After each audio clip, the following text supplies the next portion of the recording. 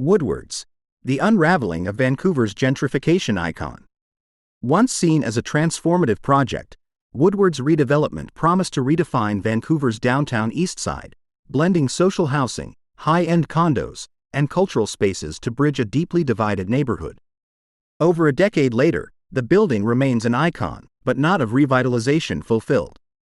Instead, it symbolizes a plan unraveling, with major tenants contemplating departure amid rising crime and persistent economic challenges. As the promise of gentrification falters, the question emerges, can such a vision realistically transform a community as complex and entrenched as DTES? A symbol of gentrification. The Woodward's building redevelopment, completed in 2010, was heralded as a groundbreaking project for Vancouver's DTES. Aiming to blend market-rate housing, social housing, commercial spaces, and cultural institutions, the project embodied a revitalization vision through inclusivity. Once a bustling department store and community landmark, the original Woodward's building had fallen into disrepair by the early 1990s, mirroring the decline of the surrounding area. Its redevelopment was seen as an opportunity to breathe new life into the neighborhood, marrying urban renewal with social responsibility.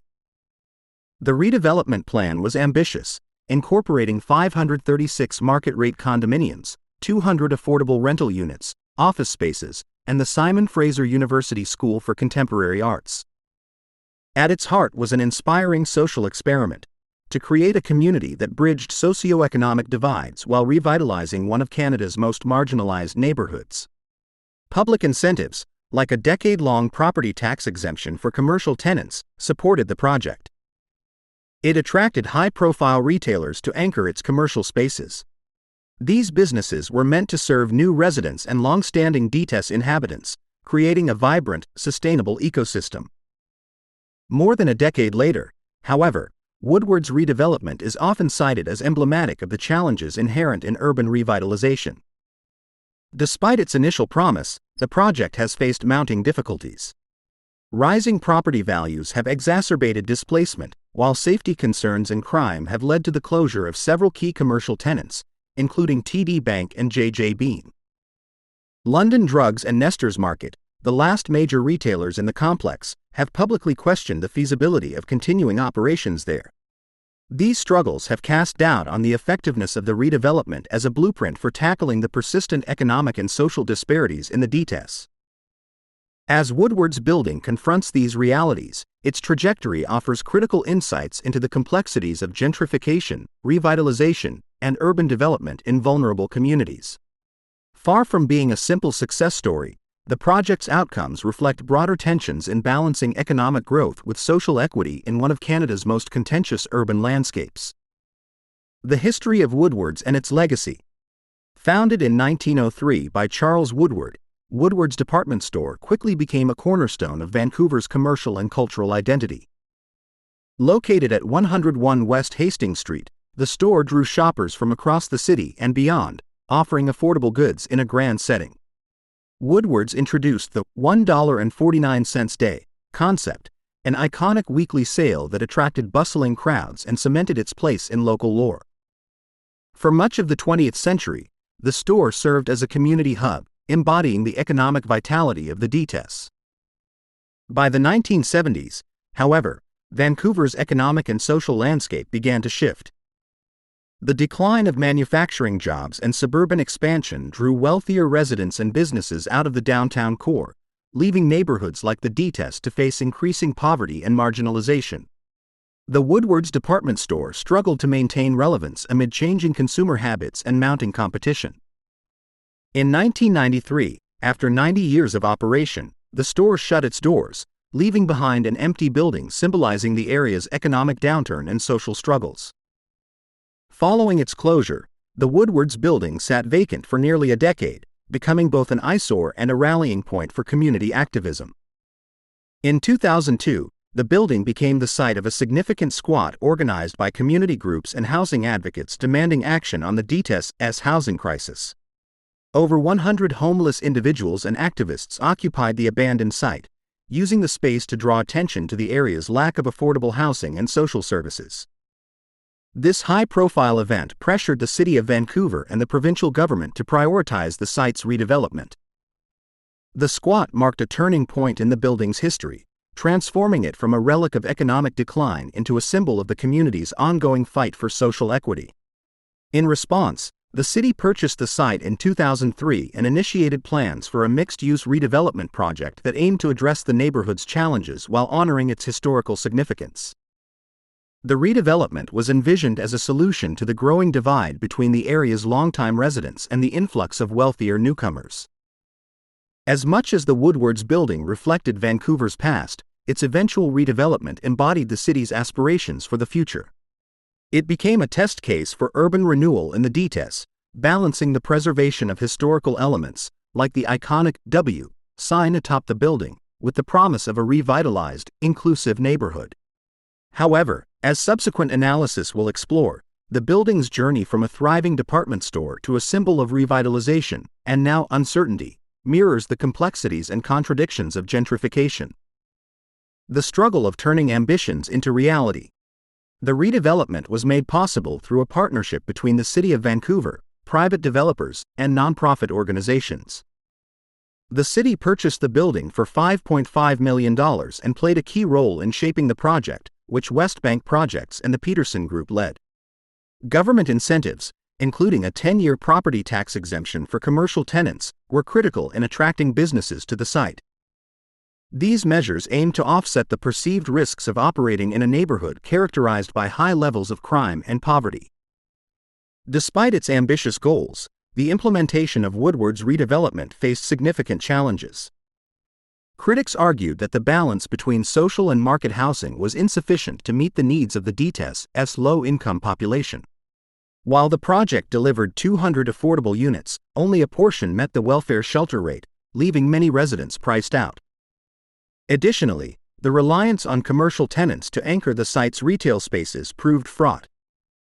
The redevelopment also highlighted tensions between revitalization and gentrification. While the mixed-use model was intended to integrate diverse groups, rising property values and rents in the surrounding area displaced long-standing residents and businesses. As Woodward's redevelopment enters its second decade, it finds itself at a crossroads, its legacy under scrutiny. What began as a celebrated prototype for inclusive urban revitalization now serves as a sobering reminder of the intricate challenges inherent in transforming disadvantaged neighborhoods. The project's achievements and missteps have become a focal point in the ongoing urban planning discourse, highlighting the delicate balance between fostering economic prosperity and ensuring social equity. Gentrification and its discontents. The redevelopment of the Woodward's building acted as a catalyst for increased property values in the DTS. Between 2001 and 2013, property values in the area surged by 303%, reflecting the growing interest from developers and higher-income residents seeking to capitalize on the neighborhood's proximity to Vancouver's financial and cultural hubs. While these changes were heralded as a sign of economic revitalization, they also deepened existing divides. Many longtime residents relied on social assistance and found themselves priced out as rents climbed beyond affordable levels.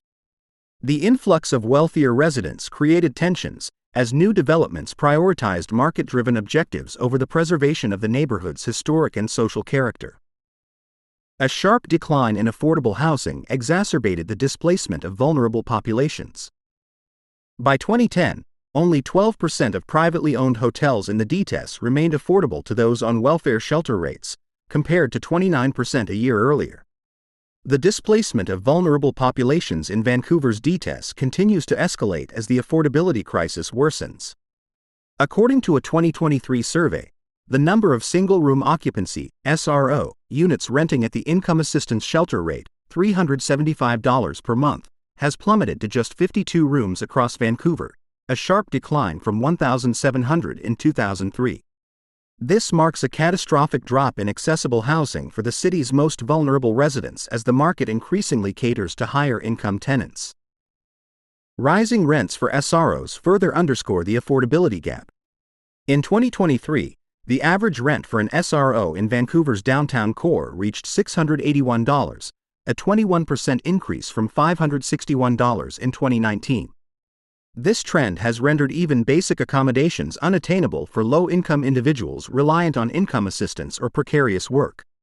The resulting displacement has left many residents either homeless or pushed into overcrowded and unsafe living conditions. Despite substantial investments and redevelopment efforts, the Dystopian remains one of Canada's poorest urban neighborhoods.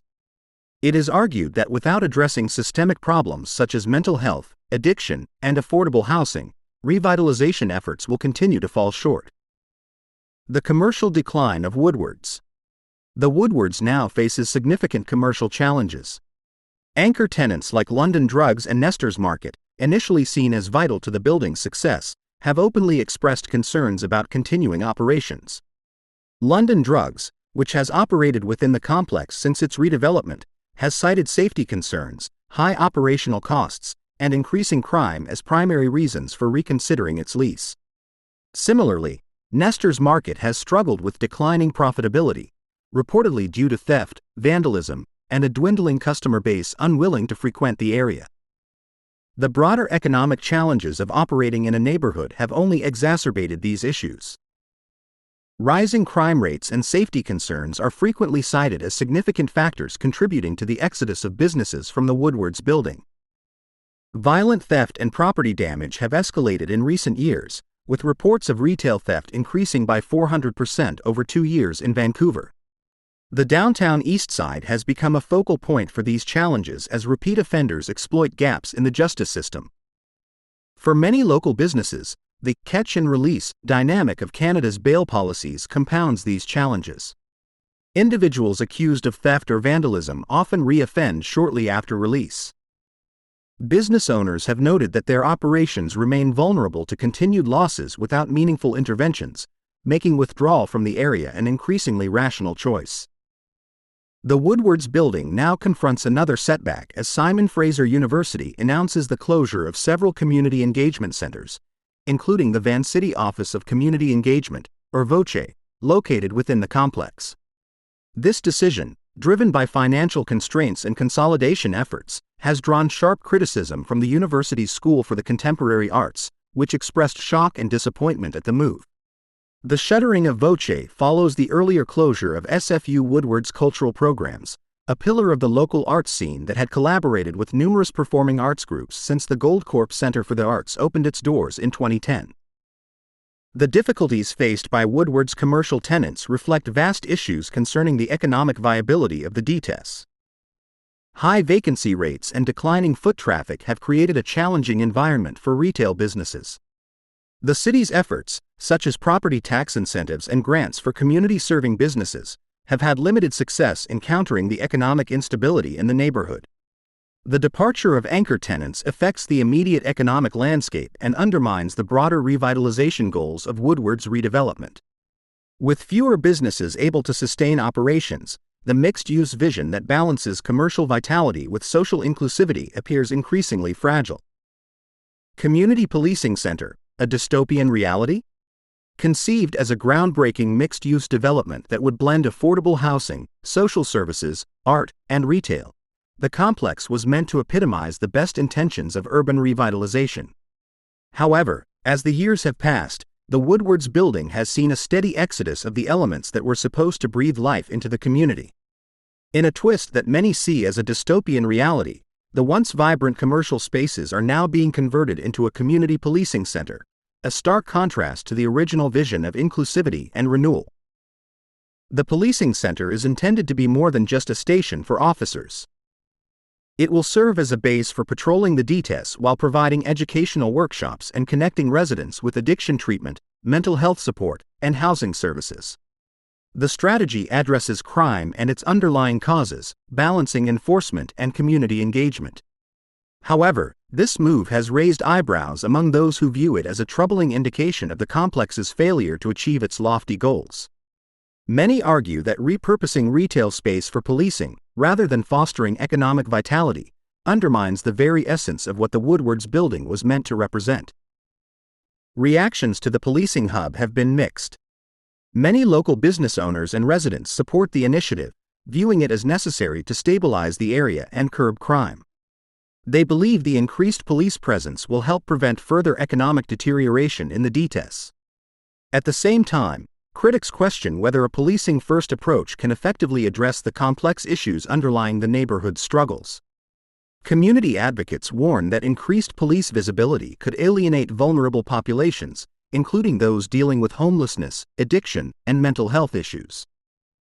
While the center is designed to provide outreach resources alongside enforcement, some see this shift as emblematic of a broader failure to preserve the inclusive and supportive vision. Mayor Ken Sims' vision for downtown Eastside, Vancouver. Mayor Ken Sims' recent announcement to promote mixed development in the DTES has reignited debates about the future of urban revitalization in the area. The plan proposes integrating market-rate housing, diverse commercial spaces, and dispersed supportive housing services to reshape the DTES as socioeconomic fabric.